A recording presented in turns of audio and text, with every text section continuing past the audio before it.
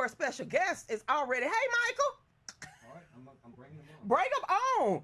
I mean, I don't even know how to set him up. Hey, Michael. Thank you for having me on your show. It's a real pleasure. Thank you. Thank you for stopping what you stopping right now because Stan told me where you at.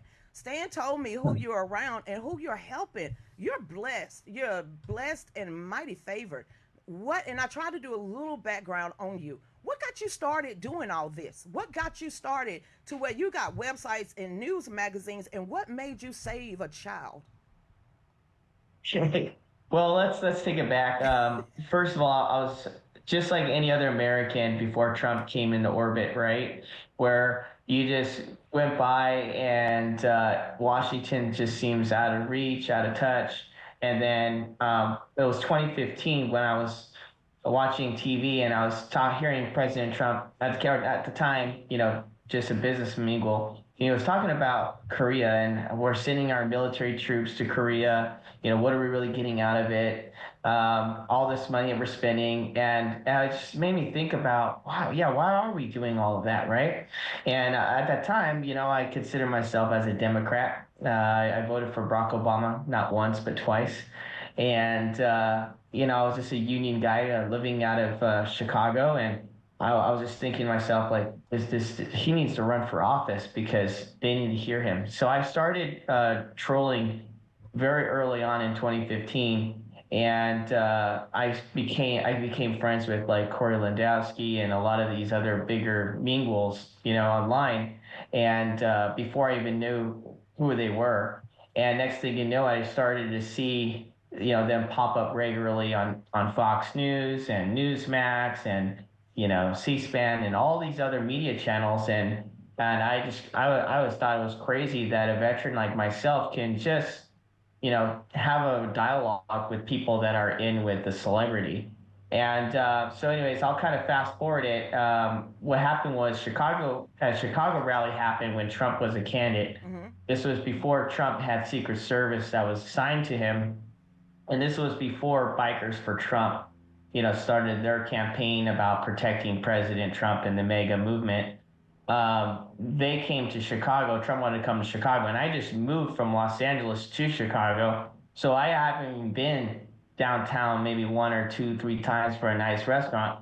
And everyone was saying, "Hey, you got to come out to Chicago. You got to come out and help out with, Trump. He's a candidate now, and he's going to run, and we need someone to run his security detail."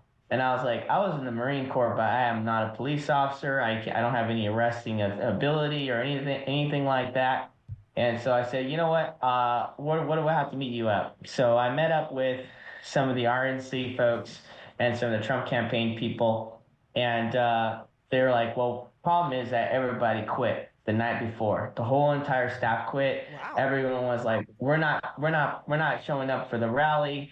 We had no security detail that was the liaison between, the campaign, the Secret Service, the FBI, the local police department.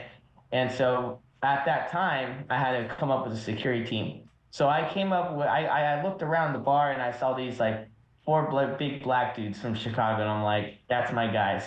So I went to go talk to them. One of them was named is Bob Israel. And you can actually Google him, look him up. But Bob Israel came in. We had a talk about sanctuary cities, why it's harming the black people, why it's harming Hispanic people, because I'm actually Latino, and it's hurting us. And this is why I like Trump. But I'm a Democrat, and I made it very clear I'm a Democrat to him. And he said, "Well, what do we need from me?" And I said, "I need all your friends to show up for security like tomorrow at the rally. So you got yourself done. We're an organization called Black Wall Street Chicago. Ooh. And we're all about promoting black businesses because we cannot compete with illegals because they're taking us out of business." So I said, well, hey, Bob, you're applying, you're empowering black single moms to go and clean up, at the hotels, right? So that way they have an alternative, not get involved with drugs or prostitution and those other bad, all the alternatives to making money. So I think this is something we all agree upon. So we all showed up the next day at the rally, and as you know, the rally was shut down. They were calling us a KKK, supremacists, all kinds of things. They were instigating fight. This was when Jamal Green, the founder of Yes. Black Lives Matter, Yes. made his public debut. And every time I kept kicking him out, they kept on bringing him back in. And so I just couldn't get a foot of it. But I told all my, volunteers and on the team, like, we have to expose what's happening to our country because our country's not going to be the same anymore. I don't want to fight back, don't spit, don't push back. Doesn't matter whatever they throw at you, either if you can't handle it, walk out the door. I have And a so question. I, we I, all maintain our ground. Go ahead. where are you at? So, Where are you at? Where are you right now? I know you're in Washington oh, I'm D.C. in South Carolina. I'm in South Carolina now, so I migrated out of Chicago. But Okay. yeah, but going back, so we were the rally was shut down by the violent protesters, and then a friend of mine, his name's Todd Ricketts, who owns the Cubs. He was like, he singled me out. He said, "Man, you're really good at talking to these guys, and you were able to get people to leave without putting their hands on them, being all physical, and it was a disaster." And they said you should get involved in politics. And I was like, I have nothing to do with politics. I want to do nothing. Now I'm going back home being with my kids and wife and all that. And I don't need to get involved in anything. So, I'm gonna, and no, thank you. So, no, they actually put me on a plane. I met with candidate, Trump and Mike Pence. And then they said, you're going to be our finance team moving forward. And I had no idea what I was getting myself into. I never did a political donation. I didn't know what a congressman was or a senator. I was just a security guy who was a smooth talker that managed to not get out of trouble. But my first year in politics, I raised $20 million. And I was the top 6 fundraiser in the country. Okay, So, then I'm gonna need for you to help us if you don't mind, because we're holding our 14th rally right here on April the 12th, and it's our 14th. And the first one was, the Trump rally we put on at our house. To Get Back Right rally we put on our house. God Family Country rally. Everything that has to do with the Constitution, American, my faith in my Lord and Savior Jesus Christ. But this time around, this April the 12th, we're holding our 14th rally, and it's called Faith Over Fear. We're celebrating first responders and veterans. Right now, Robbie speaking, we have people coming in from all over the United States, and we're giving a proceed to our Walton County Sheriff Department to actually do this. But what we really want to do is to help more veteran causes, and that is why I'm involved with Veterans for America First. I'm the Georgia Communications Director and a National Ambassador.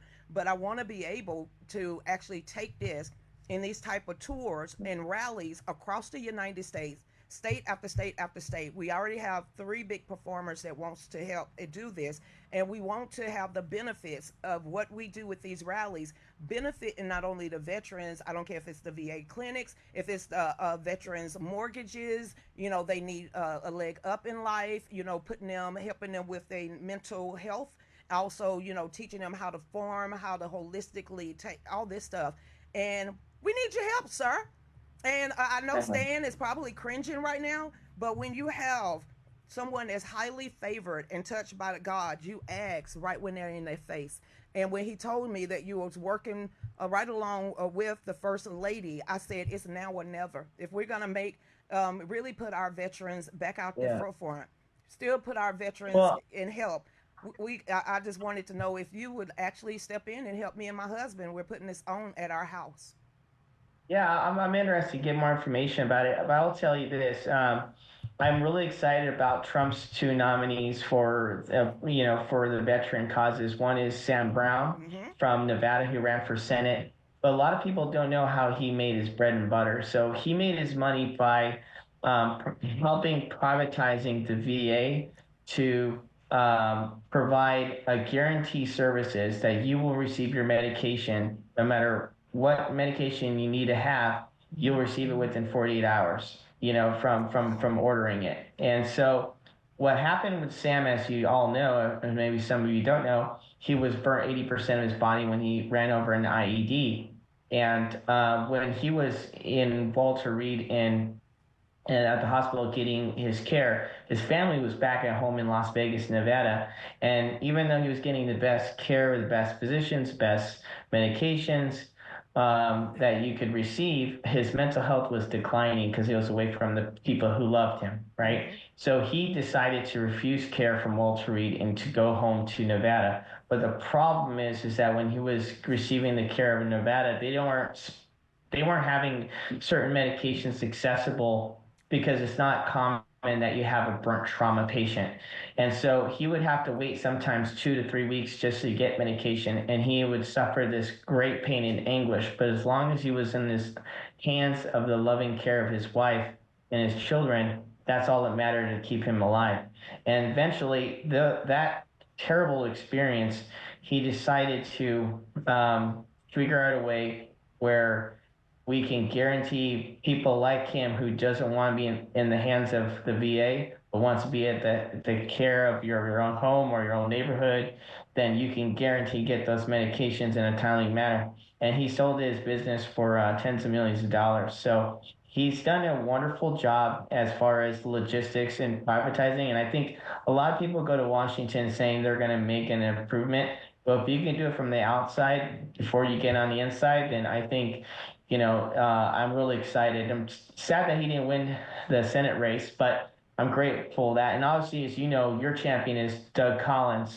Yes. Doug Collins is arguably like the smartest attorney. I mean, he fought, that impeachment, the Russian dossier against President Trump, and he's such a homebod.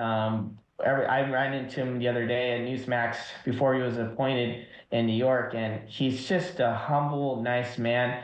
And I wish he was your sitting senator, but hey, I'm happy where he's at right now. Well, you know what? I'm like this too because I've known Doug for at least 15 years now, and when he ran for Senate, I think God had him at the perfect place he wanted to be. So if you really remember when Doug Collins got off that airplane right behind Donald Trump, that was a game changer. Not only was it a game changer in the state of Georgia when it comes to Republican politics, because I ran for office also, but it made him stand out from Brian Kemp. It made him stand out from everybody else that was jockeying to get Trump's attention.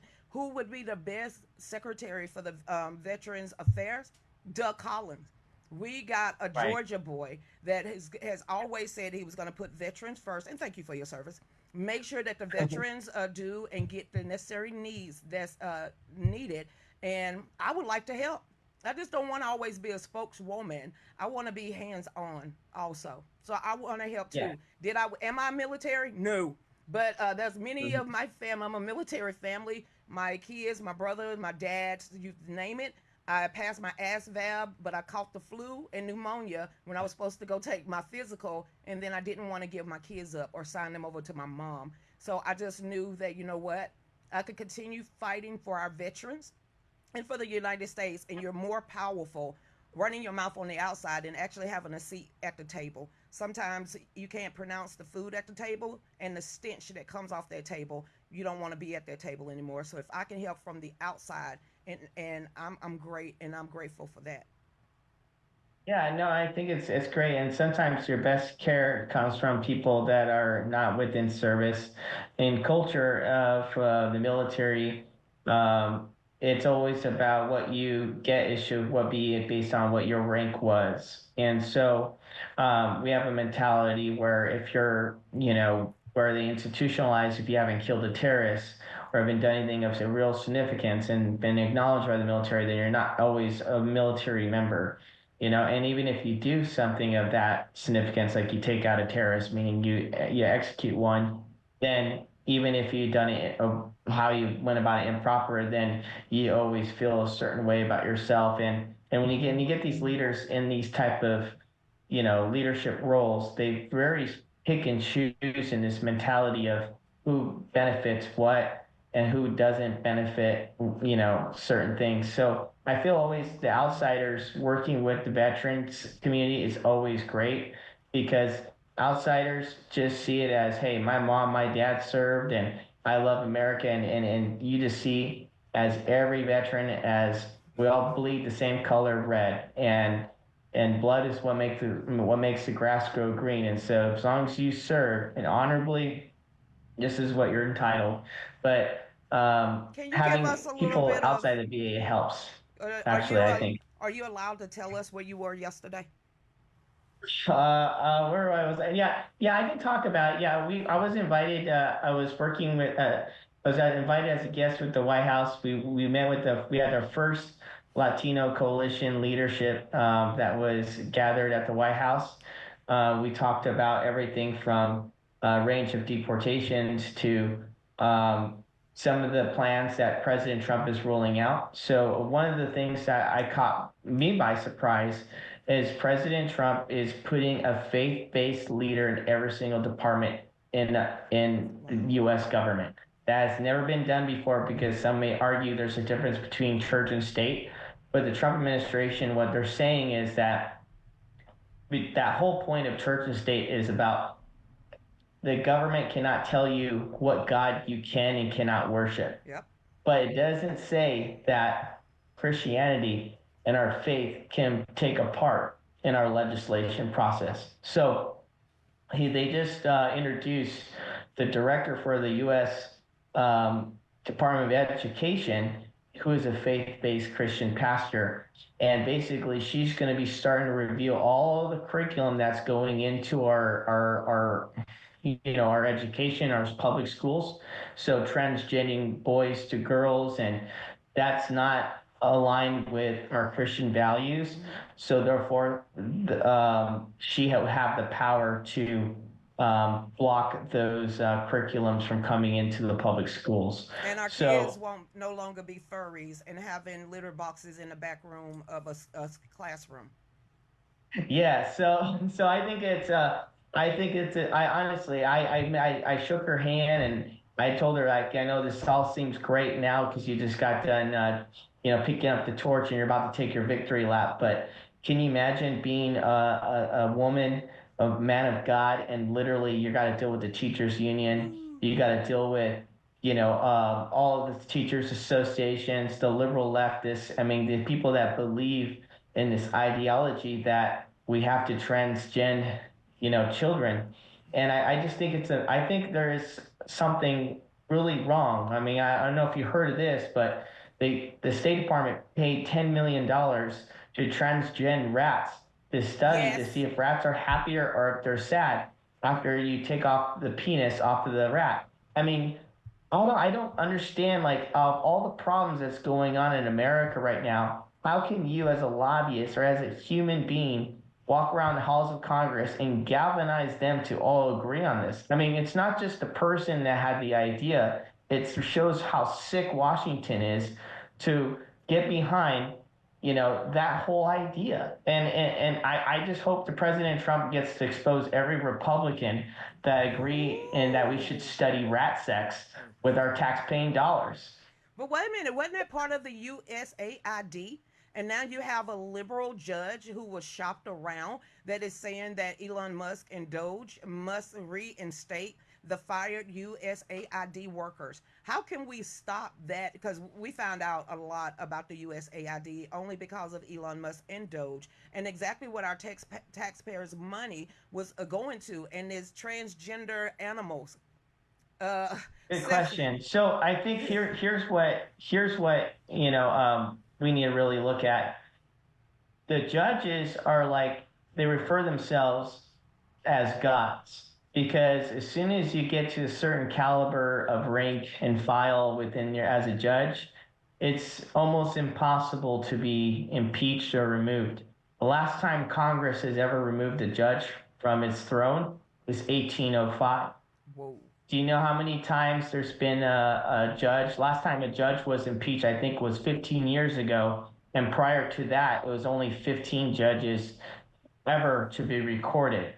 So unless you kill someone or you get indicted by the FBI and you're doing something very much corrupted, I mean, just something so blatant where it's all over and all over, I mean, it just never happens. So a lot of these judges feel like they are untouchable, even though constitutionally they are. So what I would like to think of this as an opportunity where how can we start, not necessarily policing judges, but bringing accountability to judges.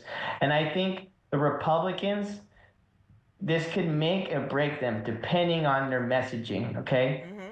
Now, if I'm from LA, right? I grew up in '91. I was 6 years old. Rodney King riots. It was a race riot war, and Rodney King was all about. And this is another subject, but No, said, you're hey, it was fine. never about me. It was about sanctuary cities, really, because there was all these businesses and no black people were employed. But let's change the narrative differently, where it's not about Trump. Let's talk about Black and Hispanic community, right? All throughout America.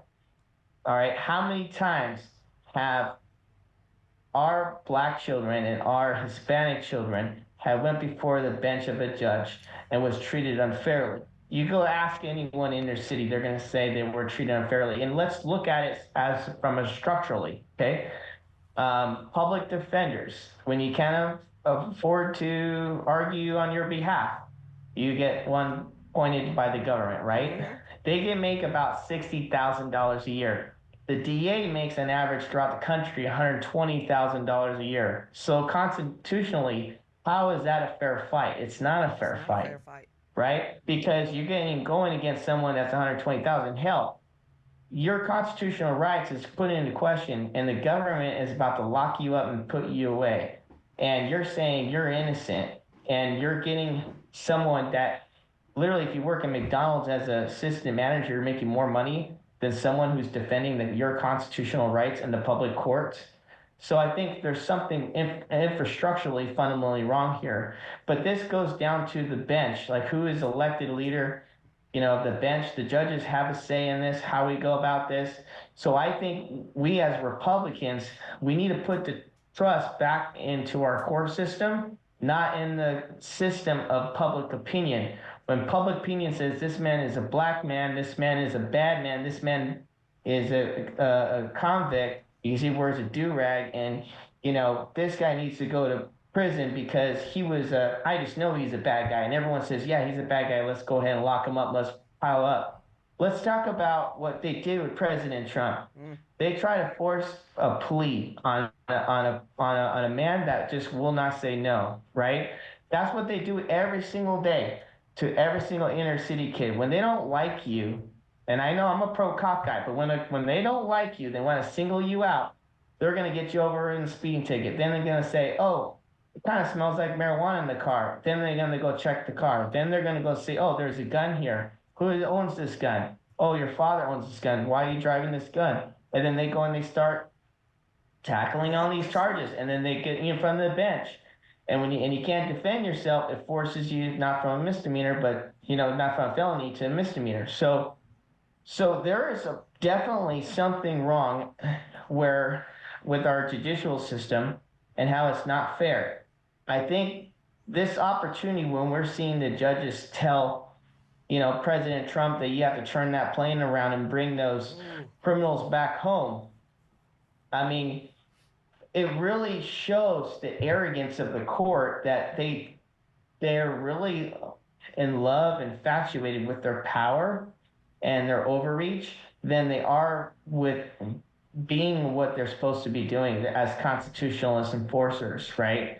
So I think what I like to see is if President Trump can tackle this, not just from an angle of whether should we deport the bad criminals, but we should tackle it from an angle where we need a fair judges who's going to execute the law based on how the law is written, not on the opinion of me or you or whatever CNN or Fox News tells you.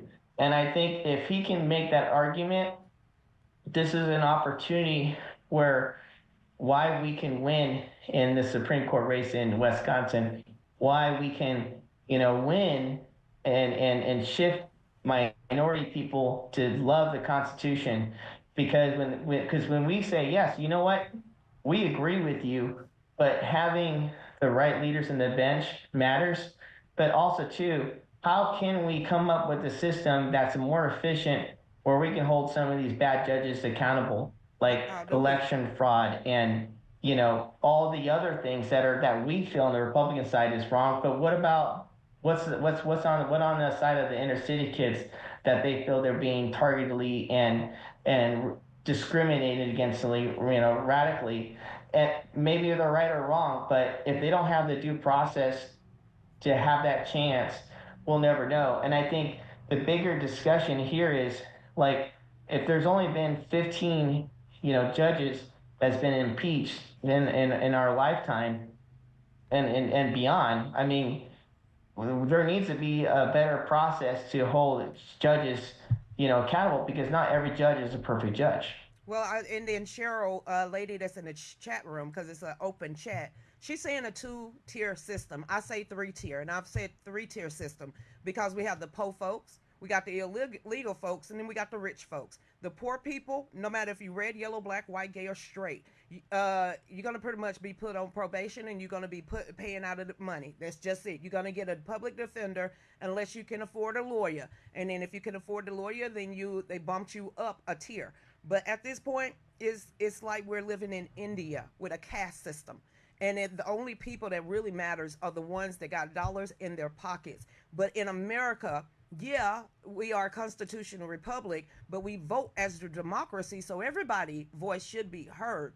But what can you do when we do have a three-tier system? We have crooked DAs that is backed up by the World Health Organ, I mean the World Economic Forum, or Klaus Schwab, or even George Soros. And then you have this caste system that they have really pushed inside of America ever since the 2020 scamdemic. So what do you do when you have the lower middle class, the impoverished, and then the upper middle class is now considered poor folks? So if we have majority of American citizens that is under that class system that, are called the scrubs of society, the baskets of deplorables, every name they give us, what do it takes for us out here in the real world to stand up, get the monopoly game off our backs, and let them know you the grasshoppers and we are the ants? I I think we, the people, we did our part.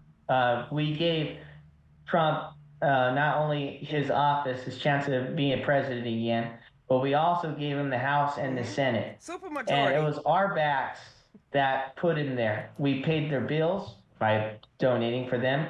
We step away from our children and instead of going to mom and seeing grandma and grandpa on the holidays. No, we were at the phones. We were at the doorsteps. Now it's on their responsibility to deliver their promises. And I think it's really goes back to Speaker Johnson and it Yes. goes back to, our new leader in the Senate. They have to come up with a way where judges can easily be impeached or removed. And I know there's a separate branches of government. I get all that, and I'm all for that. But really, there's never been any accountability measures. And so it's really on them. It's nothing we could do. It's on us to let them know that, we want to make sure we're safe. Trump has did his part. Nome has done her part, rallying up the most deadliest, drug cartel, gangsters, lords, rapists, you name it, you hear it. They're on a plane, and all of a sudden, because a man that's been placed there with a separate agenda other than to follow the law, he's been planted by George Soros. Someone could argue, or whatever the And leftist he was, and he was appointed by Barack Barack Obama. Obama.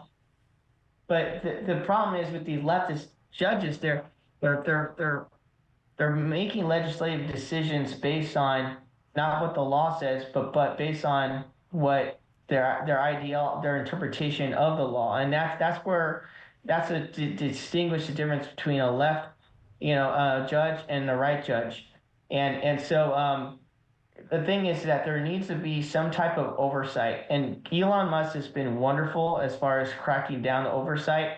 What I think what we should be really rolling out right now as a Republican Party, and back to Speaker Johnson, if I were to have a conversation about him with this, is that when you look at state line, some states, if you had marijuana on you, it's a misdemeanor. Some of them, it's not, it's just a ticket. In other states, across state lines, you're looking at 6 months in jail. In other states, you're looking at, a year, 2 years in prison, depending on how much marijuana you have on you. So there's this inconsistency of the law, right? And I think a lot of it has to do with there's not a lot of oversight in how we can make sure the law is applied fairly and equally throughout. And I just think that this opens up a great discussion is how can U.S. Congress, House, and the Senate come together? Because we have a majority now, so we don't have to play by the rules. We don't have to negotiate with the left. How do we go about executing accountability for our judges that are not following the law and that just want to weaponize the bench to disrupt President Trump's agenda? You about to get the Democrats hooping and hollering a little bit more. They've been screaming for the last 2 months. What do we do with that? With the Democrats having a approval rating in the 20s, and every time you turn on the TV, or I don't watch television, I haven't watched it since 2016, but I have to read the news articles. I have to look at some clips. I have to get out here, and all you hear is negativity, negativity, negativity of things that is going to go wrong that never happens. And the people that actually set us in motion to have all this stuff and what we're talking about are the same people that's sitting in office right now. How do we change that if we don't change them, or at least vote them out? Because they're not going to do term limits. There's no way they're going to kick them own selves out of Congress or the Senate. Here's another thing. With Elon Musk digging in with Doge, and he finds there's some money laundering kickbacks happening on both sides of the aisle. What happens next? And who's going to have the cojones to actually stand up for the American citizens and arrest these people? Well, I think that what needs to happen is they need to have a separate department, in my opinion, that needs to be developed for accountability and like as an enforcer. And we have that with U.S. Department of Treasury. It's called FinCEN, but we need to have it in a separate because, as you said, a lot of these lawmakers they go in power, and then all of a sudden, they're worth tens of millions of dollars, after 4, 5, 6 years. So there's definitely a lot of insider kickback. There's a lot of insider trading. There's a lot of insider knowledge and how they can benefit themselves. That's why they're never going to support, term limits. And that's where Elon comes in there and comes in with the more of an efficient, program that we can actually, roll out that's tangible. I, to be honest with you, but money and politics is my bread and butter, but it's really hard to know who is the good guy.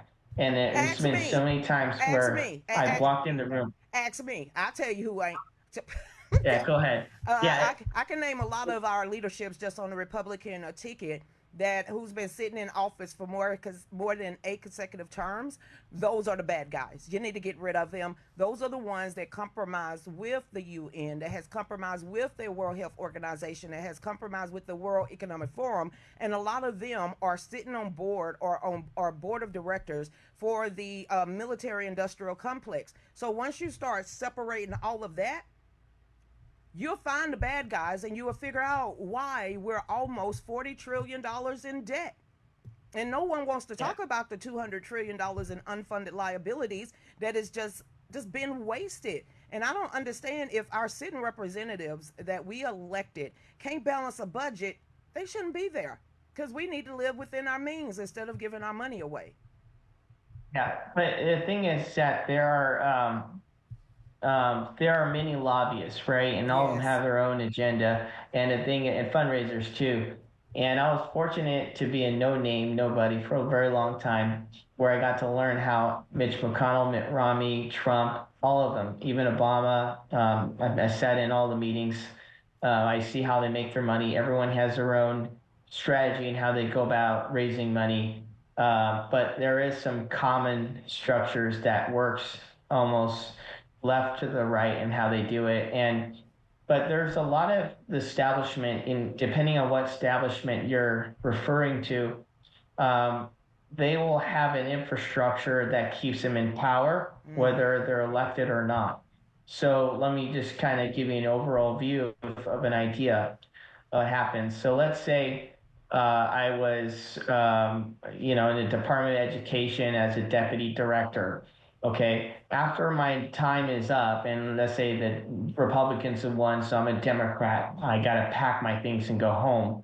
I have a cooling period from 1 to 2 years, meaning I can't touch anything in that department for that time period, right? Yes. Unless you become a consultant.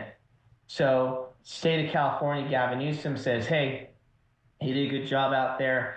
I'm going to hire you now as a consultant working under my appointee under the state of California.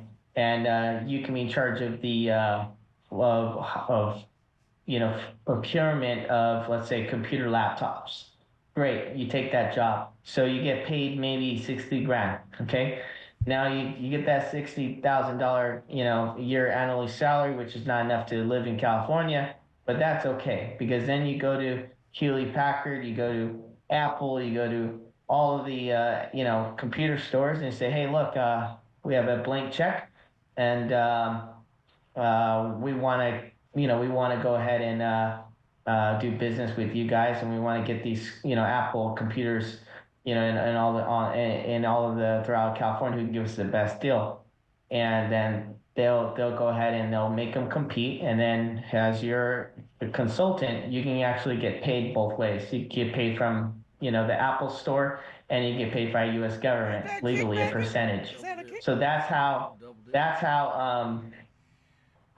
we had, remember when in the 90s when Apple, those big little bubble things, and it was like full of colors and Yes. stuff, and it was all over the place. That one consultant who, brokered that deal got anywhere from 3 to 6% for every laptop that was sold throughout, California. And so then they got that money. So then they get this money, and then what do? They take a percentage of that money legally, and they donate it back to the DNC, or they donate to the RNC, whoever party chair is in line, and then they'll also max out to everyone in the Department of Education, and then they'll put together PACs to kind of promote certain things from that proceedings, but then they have they made $1 to $5 million, brokering the deal. So there's infrastructures in place that how when you're not in office, you actually make more money. And then when you get in office, you kind of get a timeout, and you figure out how the infrastructure works, and then it just cycles, and they have these rules. And so their establishment has always been this way. And it's really a Republican thing. It's a Democrat thing. So don't think it's just Democrats. No, it's Republicans. And there's a lot of times where you'll have people at Mar-a-Lago, and they're screaming and shouting against Barack Obama and everything under the sun, and they're a member of this caucus or that caucus, and they're right in bed with each other. So a lot of people when they go and they attack as advocates, they really don't know what to look for to take down the Trojan horse. And I'll just kind of We turn have it two around minutes. now. Yeah, we got 40 minutes done passed. We got 2 minutes. You got to come back Okay. on. We now All know right. why Stan wanted me to have you. Here's one point that'll blow your mind, okay? Okay. Congresswoman Mary Patola, okay? Yes. She just lost her race from Alaska, right? She was the one that beat Sarah Palin. Her husband, okay, worked for the Trump administration as the guy who's supposed to execute policy to drill. But yet his wife is the anti-drill person, right? Yes. So how did he get that job? He got appointed by a Republican. Why did that Republican appoint him? Because Mayor Patola was able to give him Indian money to secure his seat. Now he got millions of dollars to secure his seat. He put him in there, and guess what? Guess what he's getting paid for? The opposition of George Soros to stop all of Trump's oil drilling in Alaska. And so they'll put number 2, number 3, number 4 man in charge. I am not finna shut you disrupt. off. I do not want to shut you off, and Zoom will cut you off. You got less than a minute. You got to come back on, Michael. We ain't even scratch the surface with you. Go ahead and everybody, I want you to take us out. Michael, I am so sorry. This 40 minutes went by fast. So go ahead and end us out before Zoom will shut you off, and that'd be so embarrassed for me. All right. Okay, well, thank you all for having me. Michael Alfaro here, and come check us out at hunternation.org. HunterNation.org. I will send you that information. Everybody, do not forget the April the 12th, the Faith Over Fear rally will be here. Do not forget, I am running for the board of directors of the NRA. Get out there and vote for me as being the very first black chick to be on the board of directors. Everybody, we will be right back. Y'all stay tuned. Thank you so much, Michael, for coming on. I told you. I knew that was going to happen. But everybody...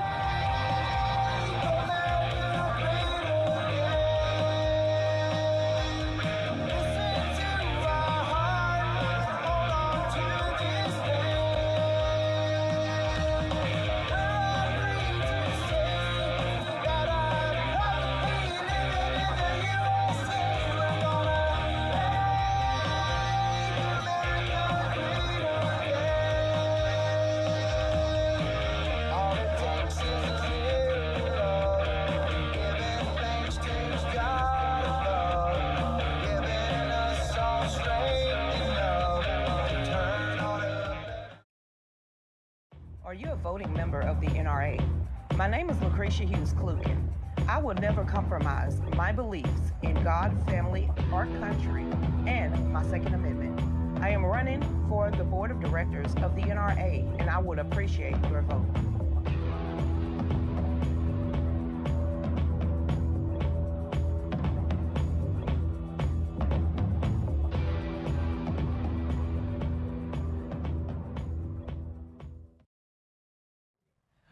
Welcome back to The Real News with Lucretia Hughes, where Robbie finna break it down.